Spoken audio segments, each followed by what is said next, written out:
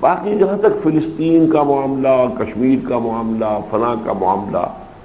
ان معاملات کے بارے میں اچھی طرح سمجھ لیجئے کہ ایک نقطہ نظر یہ ہے کہ یہ بظاہر تو اسلام کے دشمنوں کے ہاتھوں ہم پر مصیبتیں آ رہی ہیں، حقیقتاً یہ اللہ کا عذاب ہے ہم پر، اس لیے کہ اللہ نے امت مسلمہ کی حیثیت سے جو ذمہ داری ہمیں سونپی تھی وہ ہم نے ادا نہیں کی۔ اللہ کا عذاب، جیسے مکے میں جب ابو جہل مار رہا تھا تو وہ اللہ کی آزمائش تھی۔ وہ ہاتھ جو ہے ابو جہل کا تھا جس سے کوڑا پڑا ہے، جس پر بھی پڑا ہے، لیکن اللہ فرماتے ہیں وَلَقَدْ فَتَنَّا الَّذِينَ مِنْ، ہم آزما رہے ہیں، ہم آزمائیں گے، وَلَنَبْلُوَنَّكُمْ بِشَيْءٍ مِنَ الْخَوْفِ وَالْجُوعِ۔ تو وہ آزمائش تھی صحابہ کرام کی اللہ کی طرف سے، اگرچہ بظاہر وہ ان لوگوں کے ہاتھوں آ رہی تھی۔ اس حوالے سے یہ جان لیجئے کہ اس وقت امت کا جو حال ہے وہ سزا کا ہے، عذاب کا ہے۔ آپ کتاب میری پڑھ چکے ہیں، سابقہ اور موجودہ مسلمان امتوں کا ماضی حال اور مستقبل۔ وہ امت جو اتنی لاڈلی پیاری تھی کہ یہاں تک پہنچ گئی، نحن ابناء اللہ واحباہ، ہم تو اللہ کے بیٹوں کے مانند ہیں، بڑے چہیتے ہیں، ان پر جو جو کوڑے پڑے ہیں اللہ کے عذاب کے۔ فَلِمَ يُعَذِّبُكُم بِذُنُوبِكُم بَلْ أَنتُم بَشَرٌ مِّمَّنْ خَلَقَ۔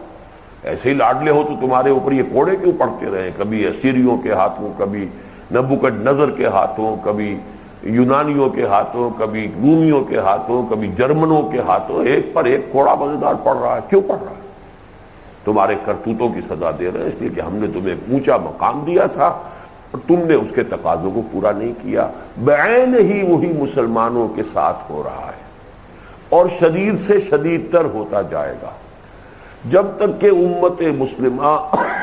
اس فرض منصبی کو ادا نہ کرے۔ اور اس فرض منصبی کا منیمم تقاضا یہ ہے کہ کم سے کم ایک ملک دنیا میں سائزیبل ایسا ہونا چاہیے کہ جس میں وہ اللہ کے دین کو قائم کر کے دنیا کو دکھا سکیں یہ ہے اللہ کا دین، صحیح نمائندگی کر سکیں روئے ارضی پر اللہ کی، ورنہ وہ مس ریپرزینٹ کر رہے ہیں اللہ کو اور اس کی جرم کی سزا جو ہے انہیں مل رہی ہے۔ جن لوگوں کی سمجھ میں یہ بات آ گئی ہو وہ تو اپنی ساری توانائی، ساری قوتیں، سارے اوقات جو بھی ہیں، ہر شخص کا اپنا دھندا ہے، اپنے بال بچوں کا پیٹ بھی پالنا ہے، اپنے بھی کچھ ضروریات ہیں، اس سے جو بھی وقت بچاتا ہے یا جو بھی سرمایہ بچاتا ہے، اب اس کی انویسٹمنٹ کہاں کرے گا؟ جس کی سمجھ میں یہ بات آ گئی ہے وہ تو اور کہیں اس کو خرچ نہیں کرے گا سوائے اس کے کہ اسی طرح کا انقلاب برپا کر کے کسی جگہ پر، اس لیے کہ اس کے بغیر کوئی امکان ہی نہیں ہے کہ اللہ کے عذاب کا سلسلہ جو ہے وہ کہیں ختم ہو جائے۔ وہ ایک جگہ سے کوئی تھوڑا کم ہوگا دوسری جگہ زیادہ ہو جائے گا، دوسری جگہ سے کم ہوگا، جیسے فساد خون ہوتا ہے۔ مولانا مودودی نے یہ مثال ایک زمانے میں دی تھی کہ خون کا فساد ہے، ایک تھوڑا یہاں نکل آیا ہے، آپ نے اس کی خوب مرہم پٹی کی، پلٹس باندھی، سب کچھ کیا، لیکن آپ نے فساد خون کا علاج نہیں کیا، وہ منہ ٹھیک ہو جائے گا، کسی اور جگہ تھوڑا نکل آئے گا۔ تو فساد امت جو ہے وہ کیا ہے؟ وہ یہ ہے کہ جو امت کا فرض منصبی تھا وہ اسے ادا نہیں کر رہی۔